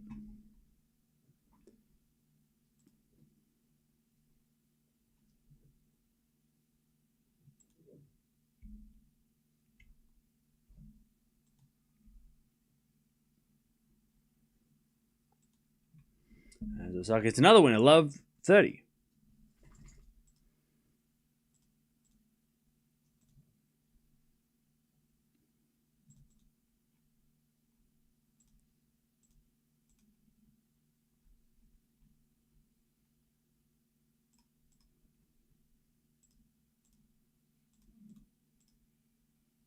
As Swan hits another good serve, and it's 15-30.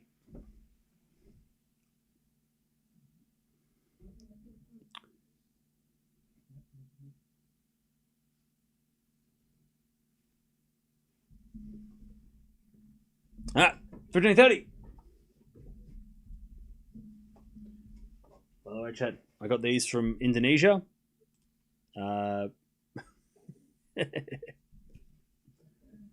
Not a sponsor. 15-30. As a return, goes into the backhand of Swan, and then goes out by Osaka. So it goes out by Swan. Osaka up 15-40 to get the double break. Go get Joy. Where's Joy? Go get Joy. Go on. Go on. 15-40.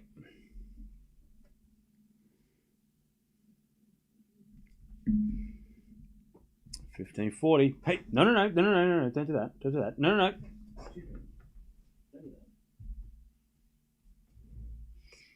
All right, $15.40.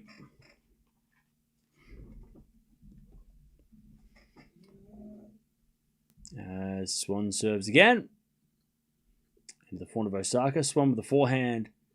Again to the forehand of Osaka. Swan goes down the line, but it's wide. There's the double break for Osaka, 4-1, and she is back in control. All right. 4-1.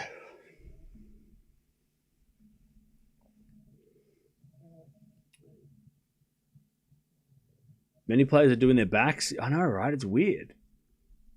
Maybe it's overtraining, overplaying. I don't know.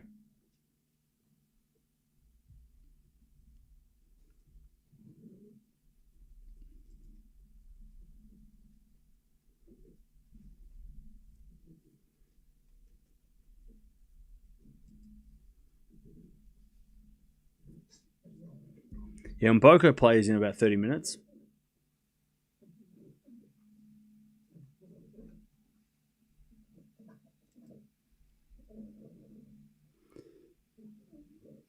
Yeah, Osaka definitely looks better physically. Brisbane rain delay? Oh, man.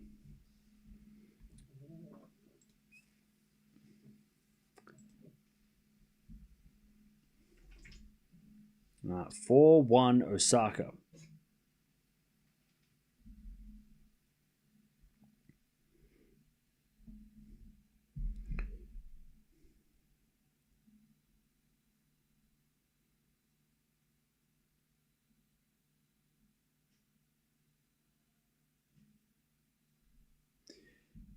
Fritz has just under 1 million followers on Instagram, but must be bled over from Morgan. I don't know.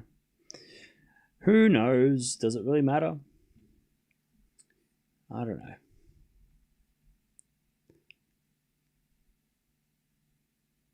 Fritz injured? Yeah, he was talking about his knee yesterday. Yeah, Fritz's knee yesterday was an issue. 4-1 Osaka with the double mini break. Oh, sorry, the double break in this second set.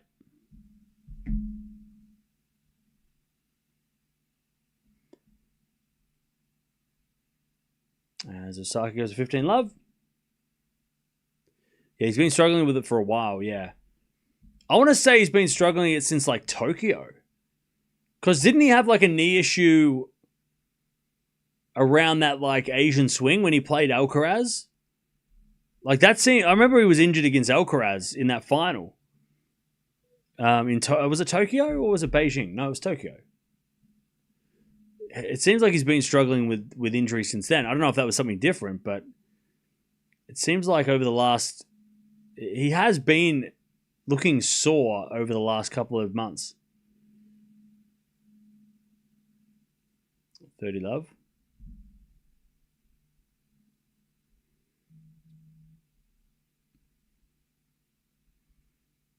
As with a forehand rally. Osaka again in the forehand of Swan. Swan goes down the line. Osaka backhand. Into the forehand of Swan. Swan puts it away. It's 30-15. Yeah, it was Tokyo. Yeah, because him and Alcaraz both had injuries in that final. Because remember, Alcaraz twisted his ankle in the first round, and it looked they both were coming into that final sore. All right, 30-15. 7 to the backhand of Swan. 4 now from Osaka as a winner. 4-15.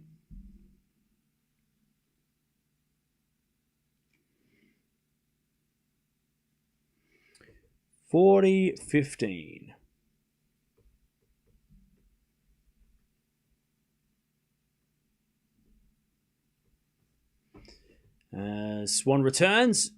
Osaka gets it back, but it's wide. Good return from Swan. 40-30.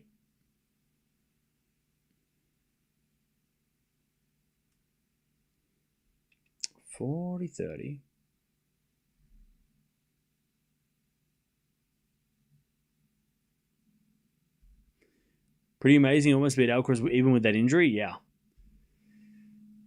Yeah. It's got to be one of those injuries that sort of are on and off, though. Like, he might be fine for a week, but then it flares up and he is in pain for a week. You know, it might be one of those kind of things where it just keeps coming back.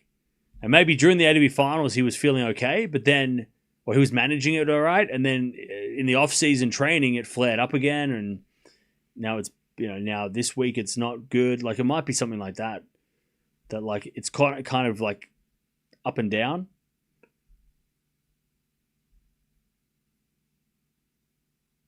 We get to deuce. As the return goes out by Swan, at advantage Osaka for a 5-1 lead.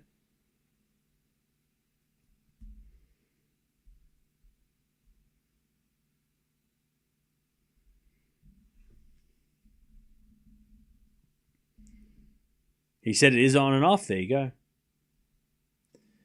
All right, return is in, but Osaka puts away the smash. 5-1.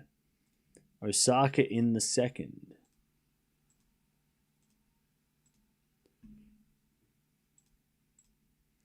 One game away from keeping Japan alive in this tie. Rafa had similar issues. Yeah, he had issues early in his career with his tendonitis. I don't know if it was throughout his whole career, but definitely teenage Rafa had knee issues.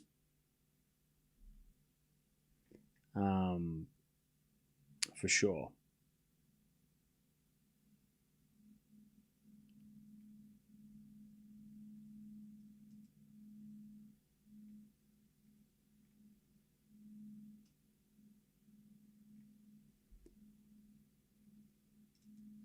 All right. Forehand to forehand rally, and eventually Osaka hits a winner. It's love 15.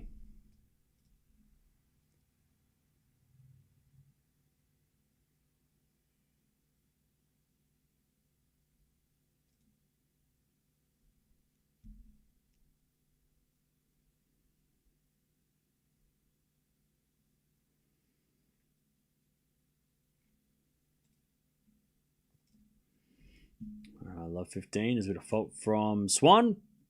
Second serve. Do you think Osaka was favorite living up to her performance? Well, she was the favorite and she's winning, so that helps.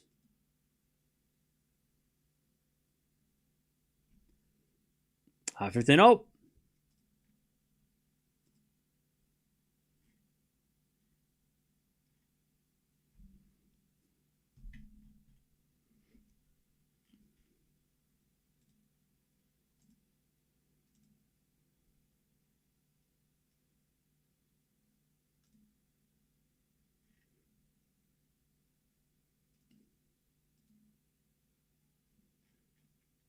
First serve is a fault.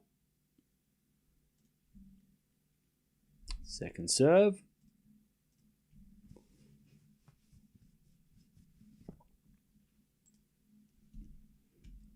Swan hits a forehand to the net. Oh, that was a bad miss. 15-30. Oh, Swan hurt her foot. She's sort of limping back to the baseline. 15-30. You look blurry. Everything should be fine. Is that better? Why isn't Emma playing? She wasn't fit enough. Not sure what exactly was the problem, but she wasn't ready to play. She wasn't 100%. Wasn't 100% fit. All right. 30-0. Good serve from Swan.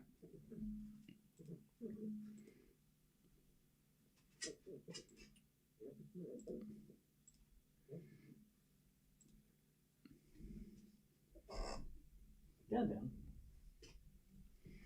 All right. 30-0.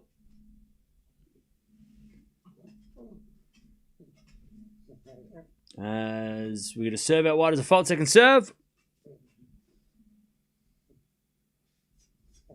Oh, why are you scratching me, Mia? Down. All right, 30-0.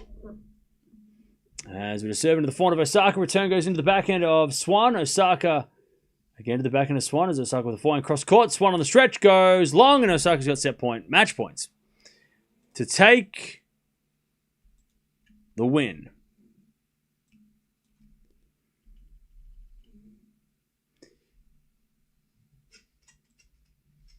All right, 30-40 match point to give Japan a fighting chance. They have to win the doubles, though.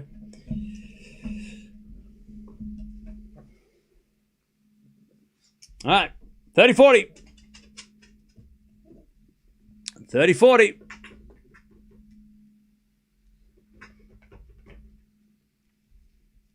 Swan serves. A let.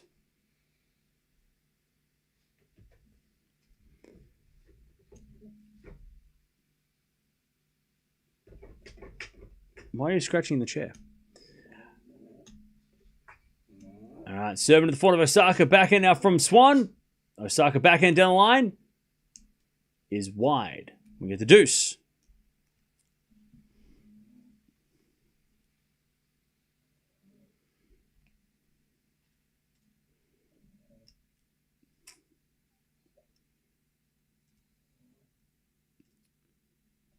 All right, match point saved.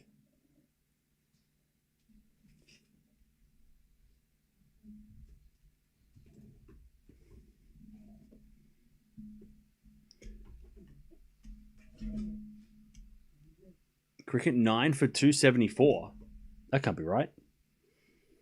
There's no way it could be.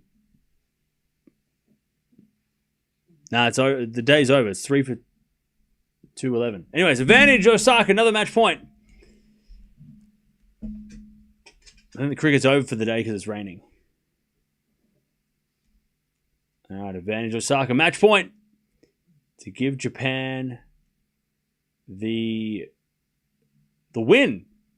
They lost all their first matches against Greece, so this will put them on the board. There's a bit of fault, second serve.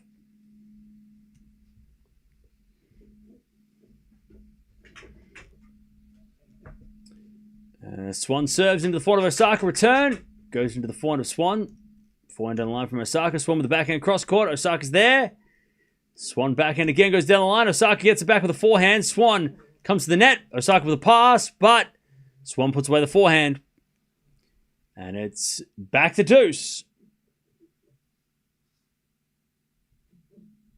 Go get your toy. Where's your toy? Go get your toy. Go on. Go on. Go on.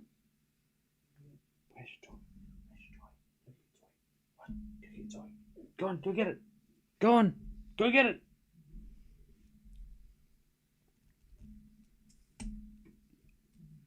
All right, back to deuce.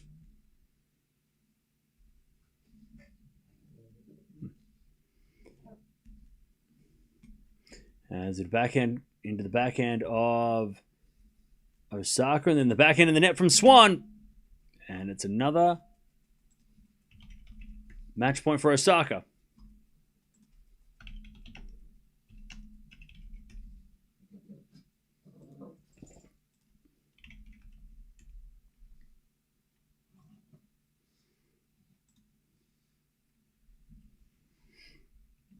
Match point.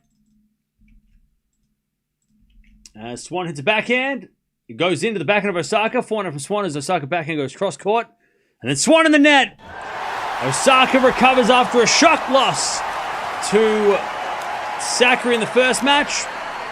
She beats Swan, who was a late replacement for Raducanu. It was a last-minute replacement too. At least, well, not last minute, but she wasn't expected to play this morning. But Osaka, after a tough first set, gets a win in straights and gives Japan a chance to progress, or at least put them in a position to maybe get through into the quarterfinals. All right. And that is that. We've got about 3 hours to watch the next match. We'll watch Paolini versus Bencic. I feel like that's a good matchup. We'll get some. We'll learn something from that match because of the those two players. They're not favorites at the Australian Open, but they're definitely contenders, or at least maybe dark horse picks. So it's probably worth a watch. Trying to figure out who's in good form, you know.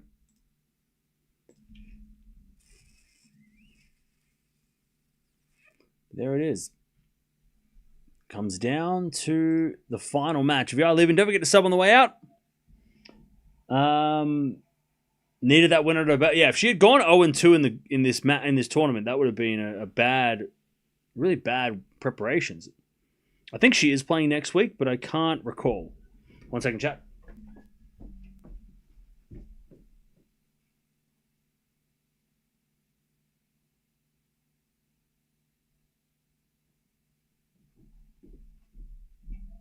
Yeah, it would have been horrible start of the year, losing both matches when she was a favorite in both matches too. So that also is, would have been a tough start.